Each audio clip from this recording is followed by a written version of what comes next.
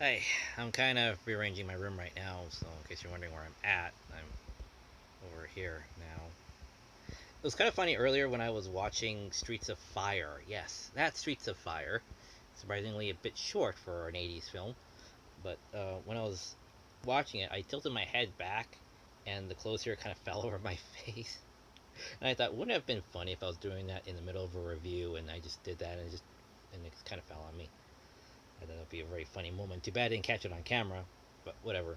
I'd like to draw parallels. Again, these are my parallel rant reviews, objective, you know, perceptions about. I believe I covered this, or mostly covered this in a previous rant about Mulan and Brave, basically. Okay, in setup for Mulan, we see she's not good at being a lady. So when the critical moment or the exciting incident occurs that the father has to go to war, Mulan takes it upon herself to become a man in order to prevent her father from having to go to war. Because a male, either father or son, or at least one of them, would have to go to war. So she decides to. She knows she's not coming back from this. She's either going to die there, and survival means dishonor because she's going to be found out either way. So she knows she's going off pretty much to die at this point. So um, we see her in the beginning of her not being too much of a. It kind of comes off as more of an American tomboy. I'm too independent. I'm too outspoken. I'm too excited. I don't know how to handle myself as a lady. It's like, no, you should know how to handle yourself as a lady. It kind of comes off because we're not really explained this too much. We're shown this. We're not really given her educational background. Like, she should have some measure of knowing how to handle yourself in public. You know, how to be a lady, how to be proper. We're just showing us that she's terrible at it, but we don't see why she's terrible at it. We just see how her character clashes with it, but we don't see her going through the struggles of the lessons.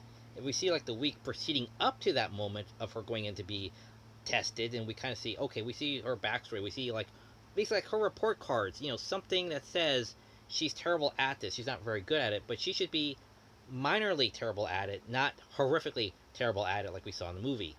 Her her upbringing, her parents should. It just doesn't feel very believable that she would be that bad at it. She should have an educational career, you know, to say she's had experience, you know, learning how to do the tea ceremony and all that stuff, you know. But we don't see that. We're told this in the first like 5 minutes or whatever of Mulan's introduction. You know, we see her directly go into this. It's like, did you just tell her this 5 minutes before we got to her that she's going to be tested today? That's what it feels like. Now, I contrast that with Brave. Now, bear with me here. In Brave, we have a sense of backstory. We see um, uh, uh, I forget what her name is, but the brave princess, go out horseback riding. We see her actually, her mother trying to get her to be a bit more of a proper lady. We see that the conversation between the parents saying we gotta try this, and the father actually trying. You know, this is we see the parents trying. We see the process of them. Okay, being free is fine. You have time to go do that, but we gotta, you gotta be, you're gonna inherit the kingdom. You gotta know what it means to be leader. She doesn't want to be leader because there already is a leader. So there's still time to show her that someone in the future is going to need to take up the reins. That has to be you. But they kind of wanted to get her into this now. Why, I'm not entirely sure. But they're trying a bit hard on that. And then they said we got to marry her off. It's like, okay, so now I'm just being married off as like I'm now the pawn. It's like because she spent her life being surrounded by strong warrior types who don't dismiss her. The only one that's really dismissing her is her mother. The father respects the hell out of her because he sees that she's a strong character, but she's a free character. Now the mom's coming in saying, now you got to be this pawned off, you know, trophy wife, or trophy position wife, I guess you should say. So the daughter's feeling very well, you know, disused. You know, I'm no longer a person, I'm a thing. I'm property to be sold off to the strongest. So the contrast I'm trying to mean is that we see the backstory of everything kind of building up to this. You know, we see her as a kid. We see her parents like interacting with her. We see the parents trying to be more understanding. So we get a little bit more of that before it goes into the more exciting incident of now we gotta marry you off to the strongest guy here. And much like Mulan, the brave chick starts to go up and say, "Well, I will fight for I'll shoot for my own hand in marriage," which she does, and she totally wins because she's been doing this like all her life.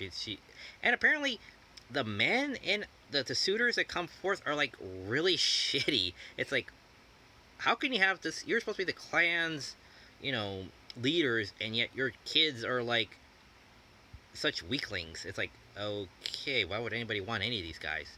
None of them are good at being handsome or strong or desirable in any real shape, way, or form. So we're kind of like, at this prospect of, okay, we're behind you.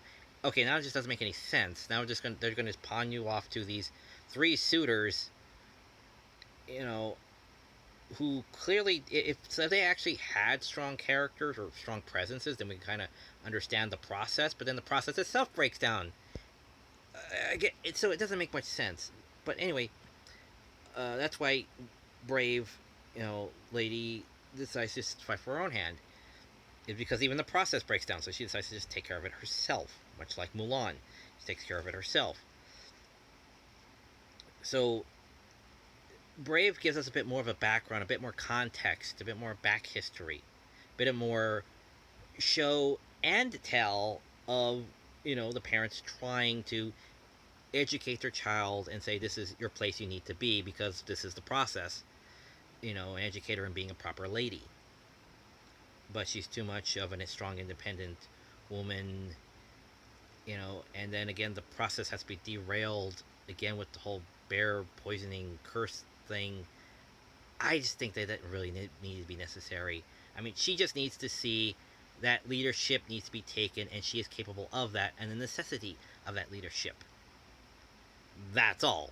But of course, if you have a bear gun to your head and say, learn the lesson, yeah, that's another way you could do it, but honestly, you could have done without the bear part, really.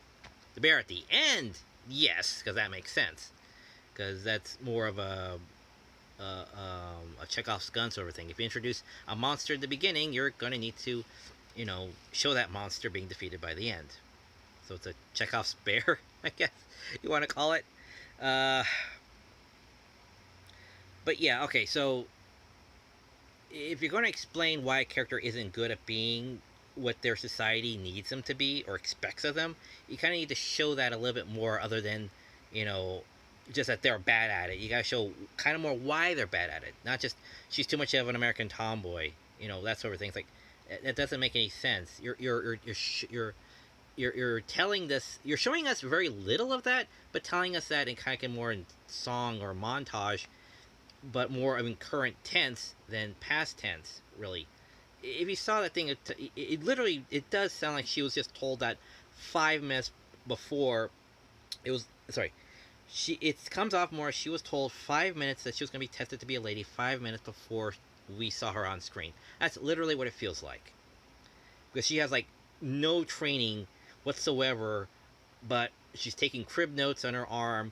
Her parents are kind of like, doing a refresh rundown of what to do as they're cleaning her up and prepping her to go to the test. It's like, it feels a little lacking in the reality of the story as much for a Disney film, and it just gets a little.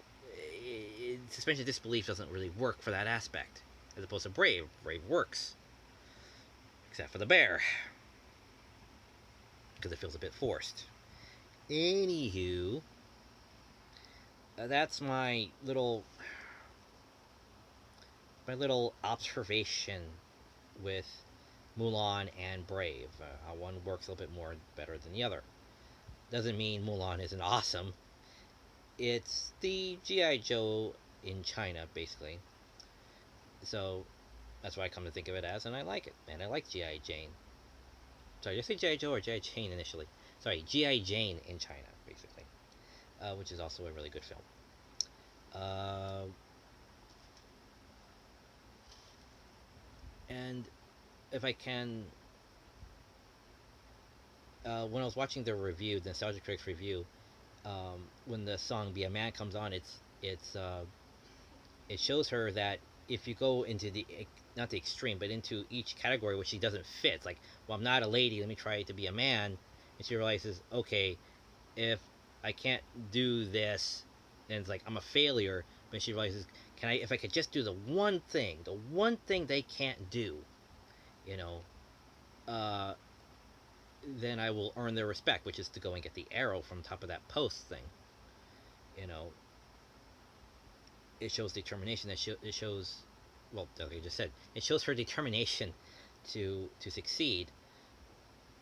So yeah, it's a good story. Just try to find your place in the world, even when the society is not perfect. Oh, and by the way, the new Sherlock little sister thing. What's her name? Uh, Eunice Holmes, I think her name was. Um, it's Greek for literally the West Wind. Um, I saw the trailer. She just comes off as another. I'm guessing the word they use now is feminist or something or whatever, but she just comes off as a bit whiny for someone who's intelligent and reclusive. Okay, the observations I get, that, oh no, I'm being dismissed because I'm a woman. Yes, you're in the 1800s. That's something, it's like, accept it and move on.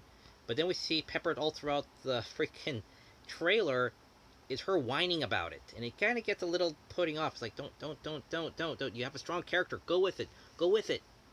And it's like, ah. You know, when I was a kid, when we had strong female characters, Ripley, Red Sonja, She-Ra, the one thing they didn't do was whine about their predicament. But everybody now says, well, we gotta have a strong female character, but we gotta get her to whine every 5 minutes. It's like, no, you don't have to. Make an observation, fine. But then you gotta say, okay, play with it. I don't know. Just roll with it. Pretend to be the damsel of times if you needed to. But that's the thing. If you write a strong character, write a strong character. Don't write a strong character and have her whine about it, about the world being unfair every 5 minutes. That just doesn't. Like my friend said, that's a very strong turn off, character wise. It doesn't work.